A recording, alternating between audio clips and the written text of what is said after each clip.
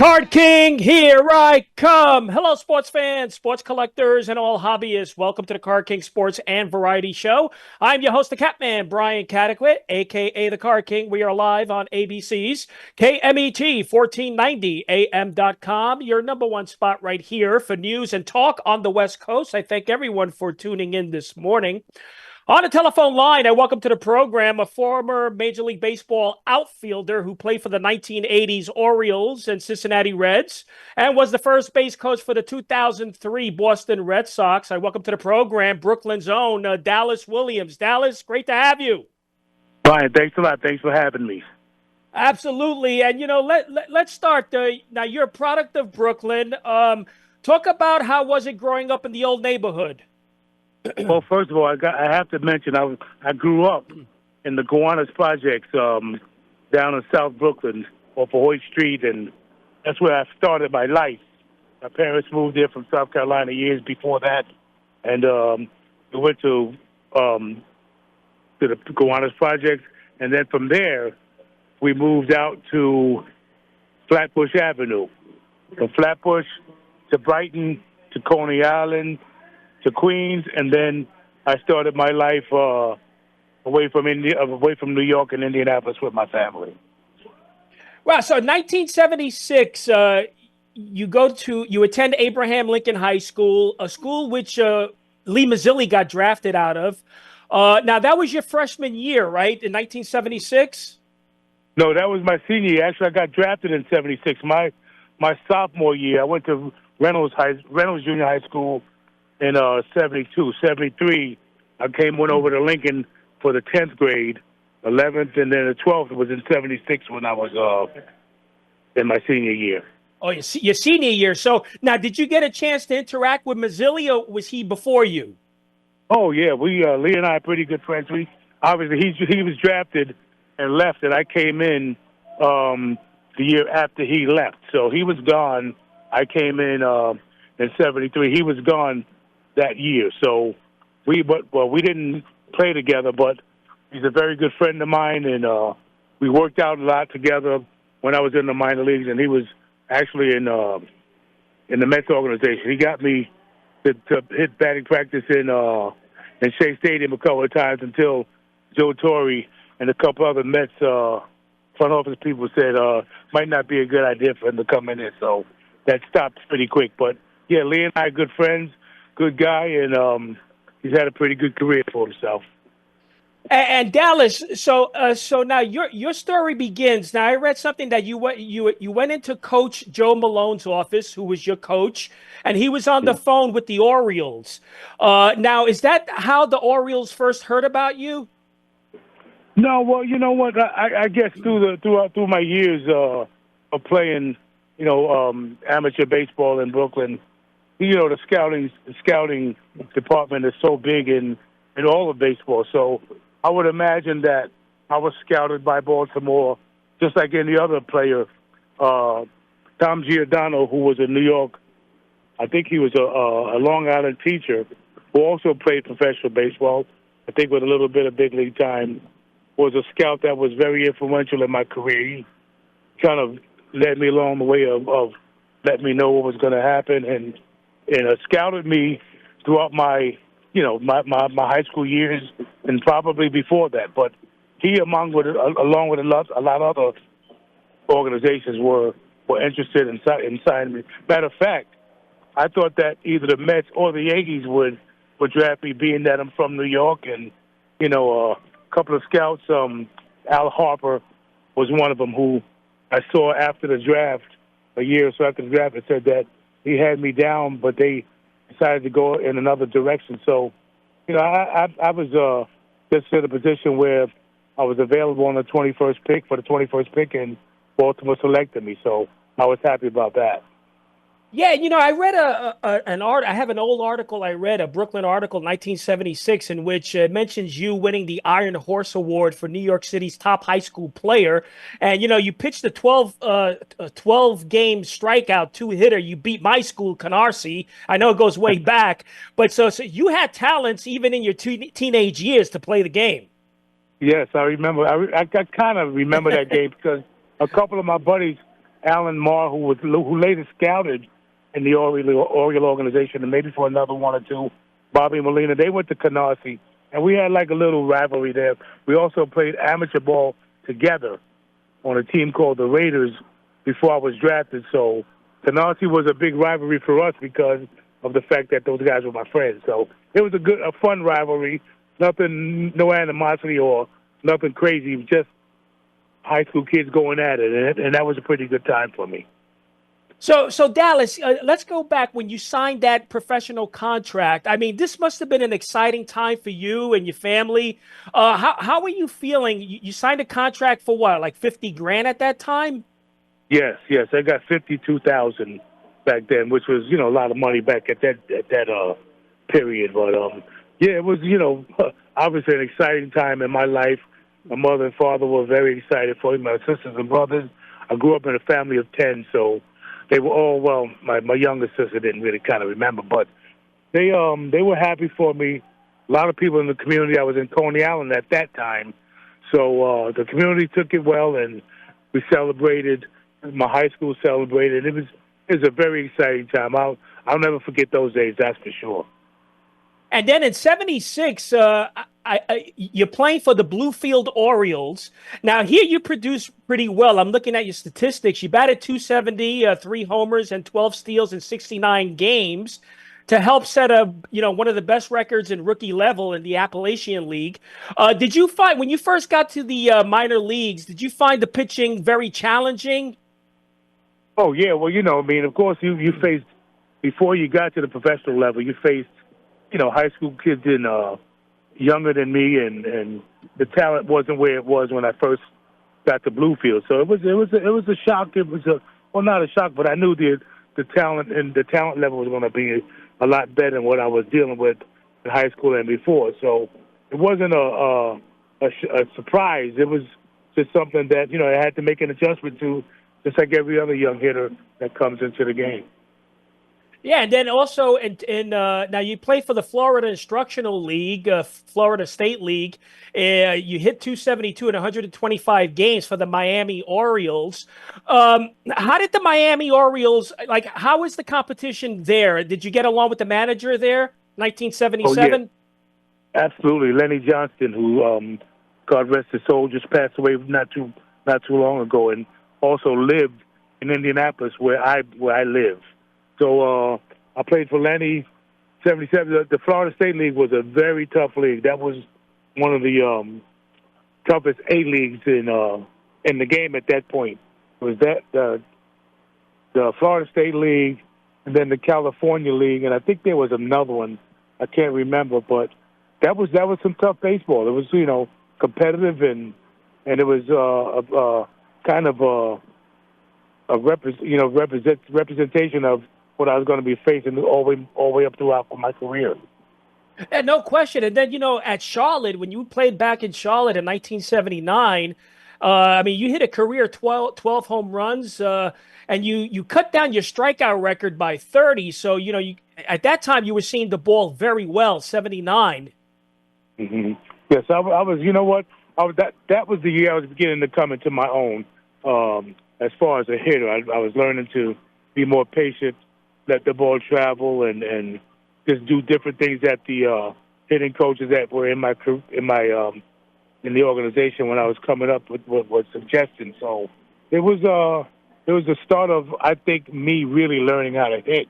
The Southern League was a very, very, very tough league, and as a matter of fact, they still say if you can hit Double-A pitching, you can hit in the big league, and that still stands today.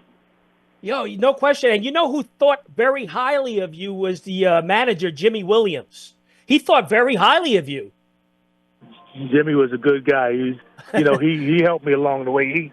He was hard on me. Just, as I was growing up and learning the game, learning myself, and just learning about life in general, guys like Jimmy Williams, Lenny Johnson, Doc Edwards, who I played for in Rochester, they were very influential in my life and teaching me how to grow up and be professional. So I owe those guys a lot. Never forget them, and they really prepared me for what was to become. And we're talking with former baseball player, also the first base coach for the 2003 Boston Red Sox, Dallas Williams, who's with us on the telephone line this morning. Dallas, as your talents saw improvement, in the late 70s, 1980s, AAA, you're playing for Rochester, the Rochester Red Wings. Talk about playing in AAA. That's where really the competition really got tough, right? You know what? Yeah, like I said a few minutes ago, AA was probably the toughest transition for me to make an adjustment to. AAA was tough now because you had the veterans that were down from the big leagues and some prospects that were on each team that were trying to make a career out of for themselves. So AAA was challenging, but like I said, AA to me was when I made my mark on hitting, I thought. Wow. Now, what was the deal with Doc Edwards? Did you and Doc Edwards get along, the manager?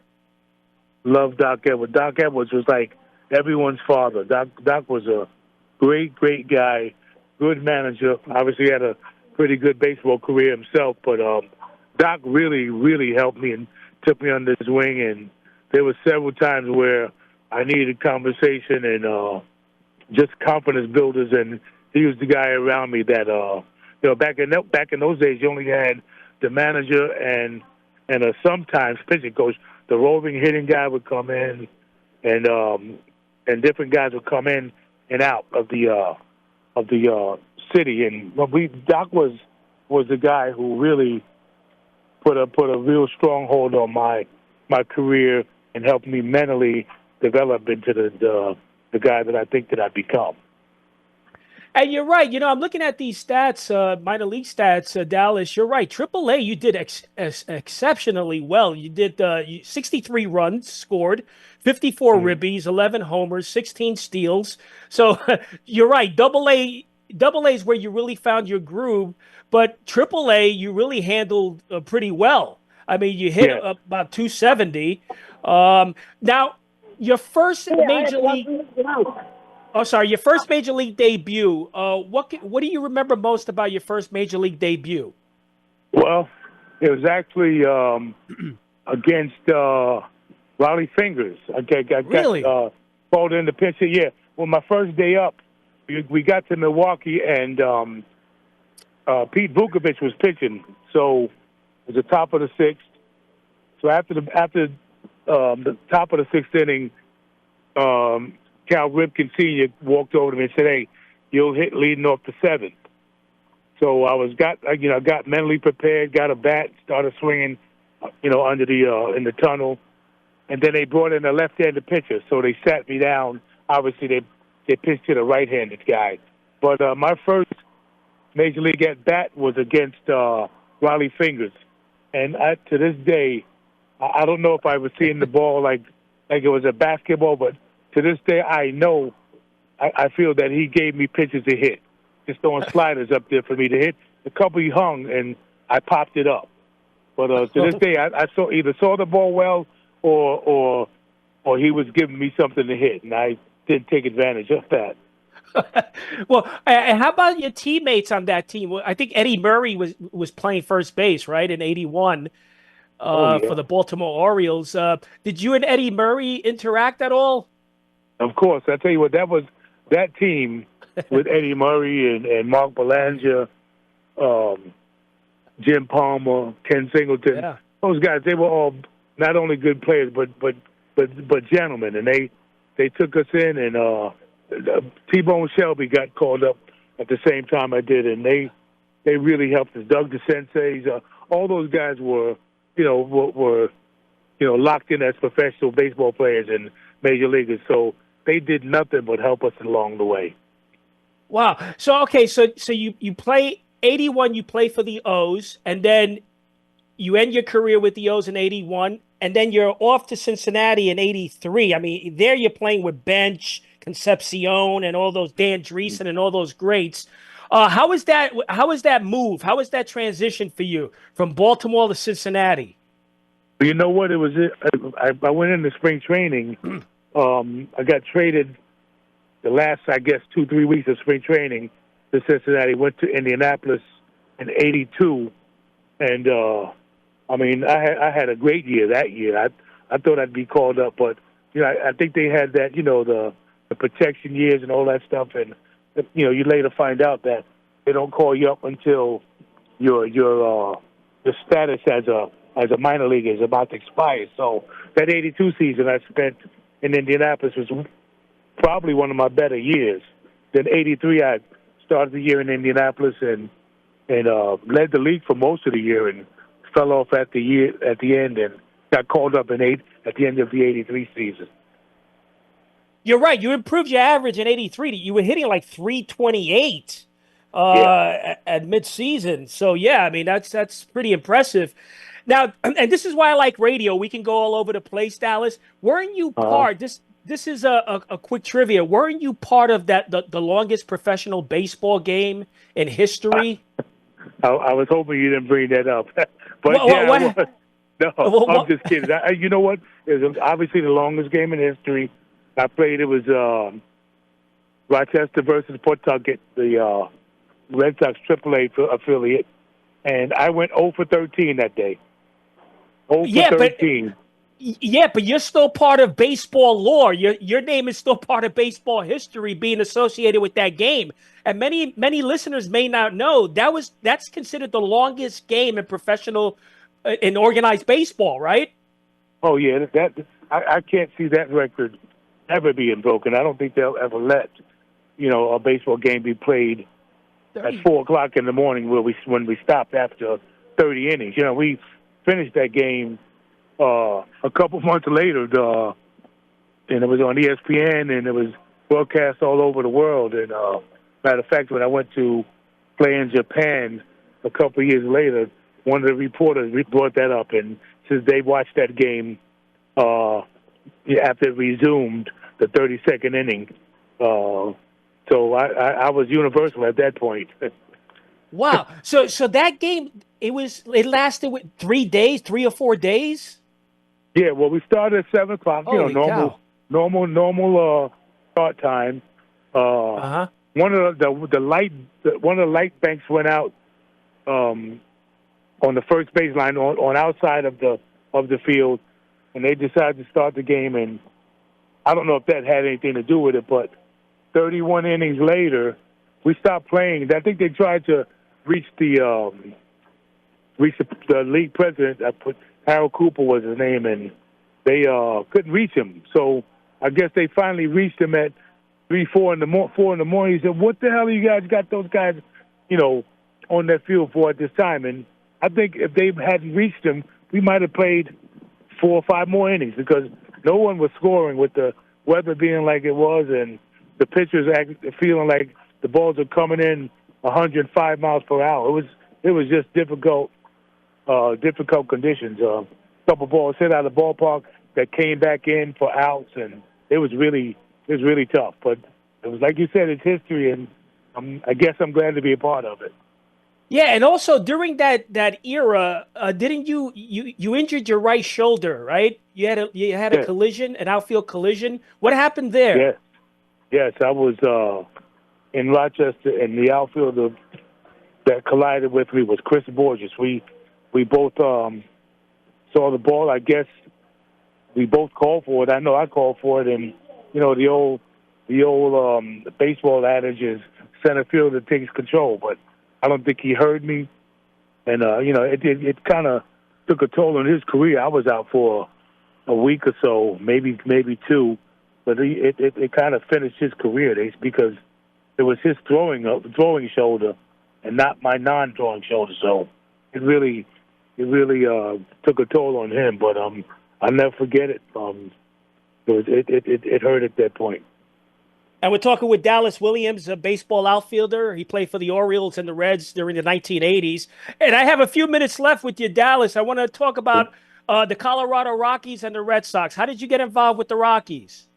Well, after my playing career in '88, I came back from Japan and went to spring training as a hitter, as a player, and I was really hurt. My shoulder was banged up, and I came back. They made me a coach in the in the minor leagues. '89, I met Buddy Bell, who was an instructor. He just had finished playing, and he was the infield instructor. And he went over to Chicago and brought me over as his base running and outfield instructor, roving outfield instructor. So I spent 9 years with the White Sox organization. Then Buddy got the job in Colorado. But before that, he went to Cincinnati as a farm director and brought me over there to be the base running and outfield guy. And he got the job in Colorado for the 2000 season and brought me over to Colorado with him. So that I owe a lot of my career to Buddy Bell, who's a wonderful person. I'm still in communication with Buddy, not regularly, but quite often. But he was a godsend for me at that point, and got me 3 years of service in the Colorado Rockies organization. Then after that, I went to Boston after they let Buddy go. 2003, Grady Little, who was in the Orioles organization when I was a player as a coach, and brought me over there for that 1 year. So I have a lot of people to thank, and good baseball people, good guys, and I'm just thankful for what they've given me. Oh, man, you speak about Buddy Bell. Here's a 5-time All-Star, 6-time Gold Glove Award winner, third baseman, Silver Slugger Award winner, 1984, in the Texas Rangers Hall of Fame. I mean, a good person to know in baseball. Yes.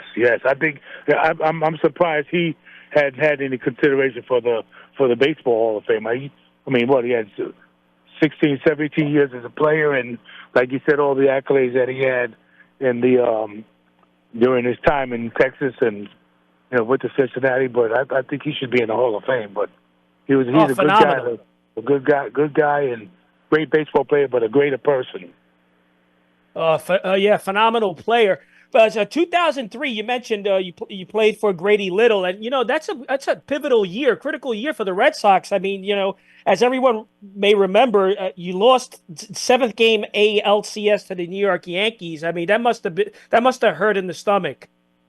Man, that was like a punch to the gut when Boone hit that Tim Wakefield knuckleball out of the ballpark. But a lot of people that don't realize that they got on Grady and fired him, I guess, after that last game. But they talk about him not taking Pedro out and the guy Posada getting a 2-out base hit to tie the game. That pitch that Pedro threw was 97 miles per hour and jammed him. Johnny Damon broke back and the ball fell in. That bullpen that we had, no disrespect to the guys that were there, but it wasn't nowhere near what they had in 2004. I mean 2004. So it was a tough decision. I think it was the right move for Grady to make. Still will say that to this day, and that's just the way it is. Baseball's it's a crazy game, and Posada got that hit, and that was it. Yeah, and you were the first base coach for the Red Sox. So how do you handle being a coach? I mean, there's so much egos in that clubhouse. I mean, you have the great David Ortiz, you have Manny Ramirez, who I played with way back in Brooklyn. He's around my age. I mean, how was it coaching Ramirez and Ortiz? Man, it was no problem. Those guys, a lot of those guys when they get up there, especially when you're a veteran like those guys were. They don't treat you any different. You're a part of the team and part of the organization, and they treat you just like any other coach, player, whatever. So I've never really had a problem of communicating with any player, as a player or a coach. I just be myself, and if they want to be a different a-hole, pardon the language, but that's them. I went about my career and my life, treating everybody with respect, going out there doing my job, and that was all that I did, and that was all that was required of me, and along the way I met some good people, so it was all good. Yeah, I mean, a guy from Brooklyn makes it to the pros. I mean, millions of people that play the game around the world, around the country, can only wish to play one game in the major leagues. I mean, you achieved that goal. Yes, I did. I'll never forget it. I'm grateful. I thank God for every day of my life from then till now, throughout. And I just try to do the best I can of living, just a clean life and letting everybody know that you only get certain opportunities in life, and when you get the chance, you need to take advantage of it and make the best of it. Hey, Dallas, this was great. Great job this morning. I appreciate your time. I really do. No problem, Brian. Thank you. Enjoyed it. Take care of yourself. Thank Dallas you. Bye-bye. Williams, 1981 Baltimore Orioles, 1983 Cincinnati Reds outfielder, and 2003 first base coach for the Boston Red Sox, Dallas Williams. Until next week, happy collecting to all.